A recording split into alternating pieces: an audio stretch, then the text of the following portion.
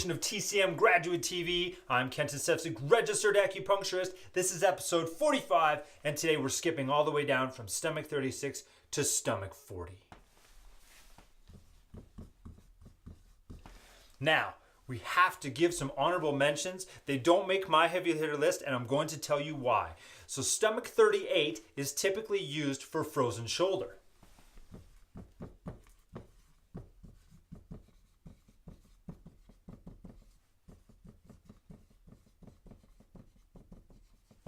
This is an empirical acupuncture point. Empirical means by experience. So for some people, in their experience, they have found using deep needling from stomach 38 all the way through, also called through needling, to UB57, they have found that same side can treat frozen shoulder.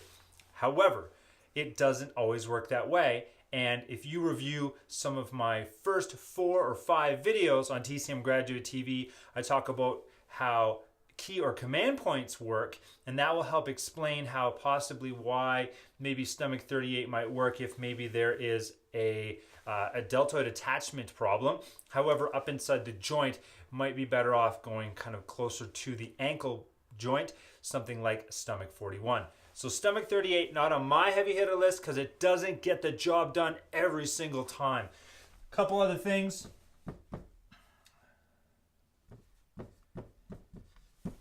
Stomach 37 is a lower He point for large intestine.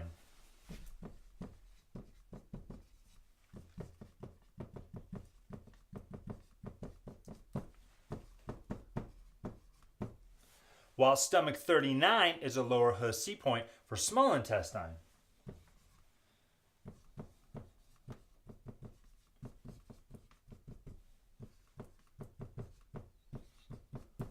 And while some people may find that these can help with digestive concerns, again, compared to stuff like spleen 6, stomach 36, spleen 9, stomach 40, those are my top 4. Compared to those 4, they're just not getting the job done. So I'm going to erase this and we're going to get right back to it, stomach 40. So I mentioned it last time how I like to combine stomach 40 with spleen 9, and I'm going to tell you why. So stomach 40 helps transform phlegm.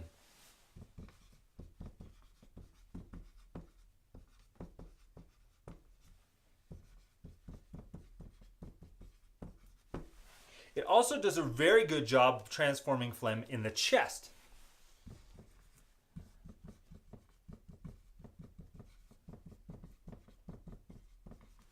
And because of this action, some people use it to calm.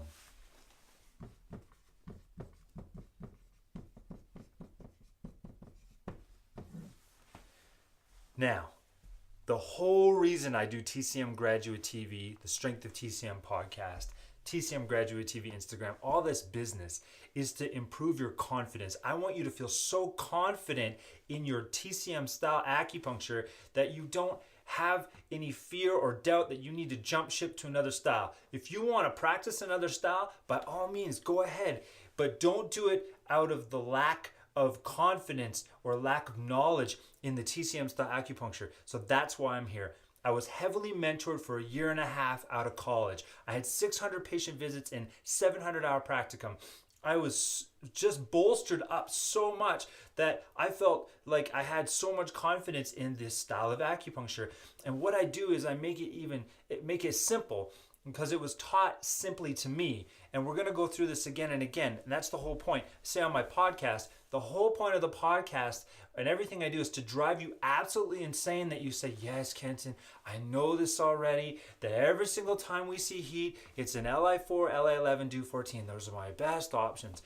Because if you have that knowledge in your head and it keeps getting rammed into you, then you're not going to fail in the clinic. So the same thing with stomach 40. So stomach 40 I like to pair with spleen 9. So spleen 9 is known for its damp draining properties.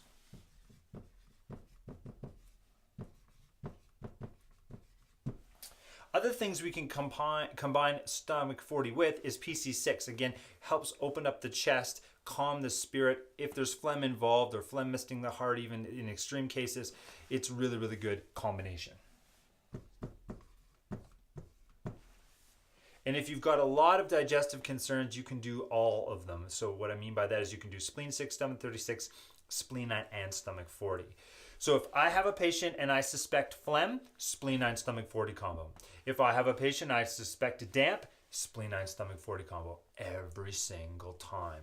If I suspect that they have some sort of spleen chi deficiency, spleen 6, stomach 36. If I suspect that they have some sort of stomach chi or stomach problem, spleen 6, stomach 36. So I take those two variables and I divide them into two. So patient has digestion problem. Is there damp phlegm involved? Spleen and stomach 40.